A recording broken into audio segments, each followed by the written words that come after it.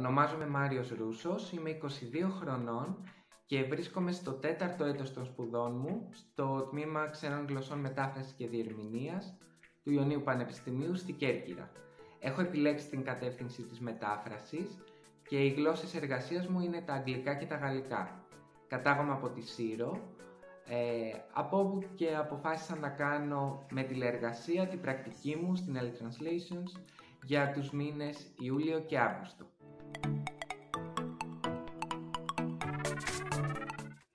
Η επιλογή μου αυτή φυσικά δεν ήταν τυχαία.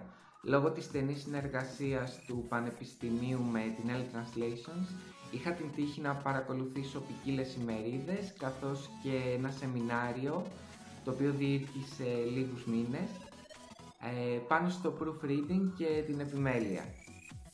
Από την πρώτη στιγμή αυτό που διέκρινα ήταν η σοβαρότητα, ο επαγγελματισμός και η υψηλή ποιότητα των προγραμμάτων που προσφέρονταν από την εταιρεία. Έτσι ήμουν και εγώ σίγουρος για το που ήθελα να πραγματοποιήσω την πρακτική μου.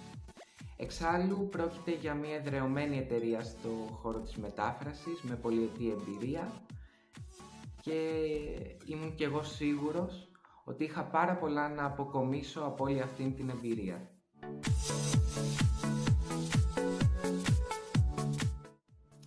Μια τυπική μέρα λοιπόν.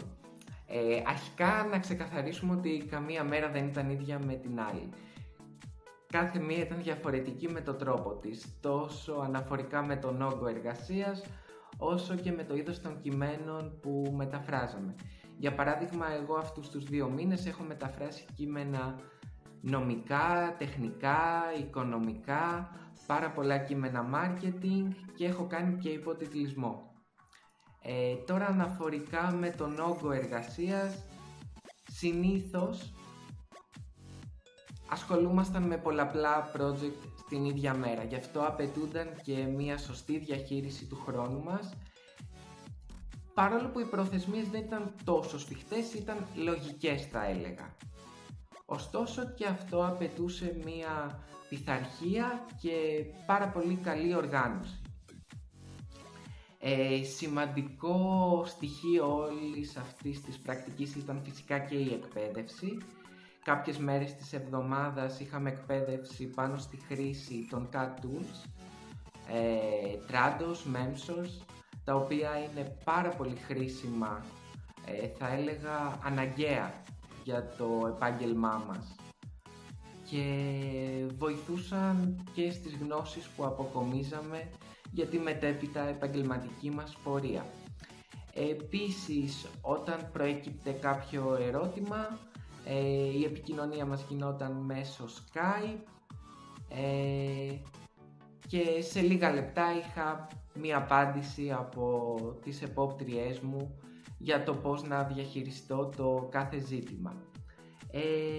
Τέλος, πολύ σημαντικό ήταν το στάδιο της προσωπικής βελτίωσης μέσω της ανατροφοδότησης, το feedback όπως λέμε στο γραφείο, καθώς λαμβάναμε το τελικό παραδοτέο με μια βαθμολογία για τη δουλειά μας, από όπου και ο καθένας ενημέρωνε τις μνήμες του, τα αρχεία του, ώστε να εξελισσόμαστε προσωπικά, να βελτιώνουμε τυχόν αστοχίες και αδυναμίες για project που θα έρχονταν στη συνέχεια. Και αυτό που ξέχασα να πω στην αρχή είναι ότι η πρακτική είναι πλήρους ωραρίου, προσωπικά εργαζόμουν 7 ώρες και είναι σημαντικό ώστε να συνηθίζουμε στο ωράριο εργασίας, ώστε να είμαστε καλύτερα προσαρμοσμένοι για τα μετέπειτα βήματα.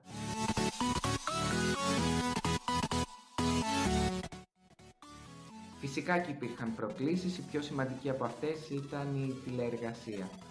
Η αλήθεια είναι ότι μέσω του Πανεπιστημίου και των 2 εξαμήνων που είχαμε κάνει εξ αποστάσεως, είχα εξοικειωθεί με τις πλατφόρμες και τις εφαρμογές για την εξ αποστάσεως συνεργασία και η αλήθεια είναι πως οι επόπτριές μου βρίσκονταν πάντα δίπλα μου με ένα μήνυμα για να βοηθήσουν τα ερωτήματα τα οποία είχα.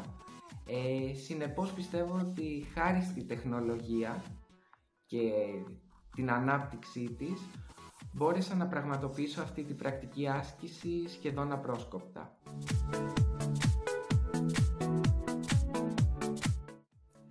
Η αλήθεια είναι ότι η γενική εμπειρία ήταν εξαιρετική, δεν μπορώ να πω τίποτα λιγότερο, για πολλούς λόγους.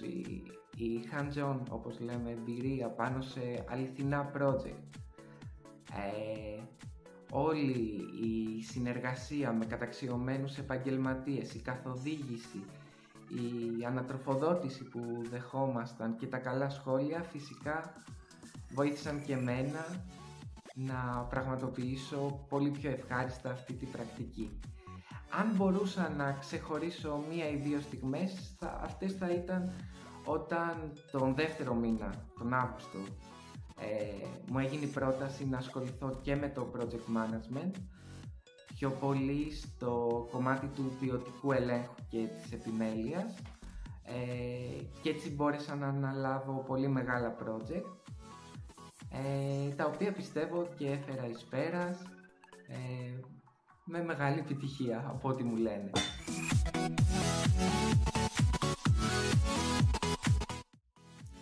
Μετά από αυτή την πρακτική, αυτό που ακολουθεί για εμένα είναι μια αναγκαστική παύση λόγω του στρατού. Ωστόσο, μόλις τελειώσω, θα ήθελα να συνεχίσω να ασχολούμαι με το κλάδο της μετάφρασης και να εξειδικευτώ, να βελτιωθώ πάνω σε αυτό και γιατί όχι να εργαστώ σε επαγγελματικό επίπεδο.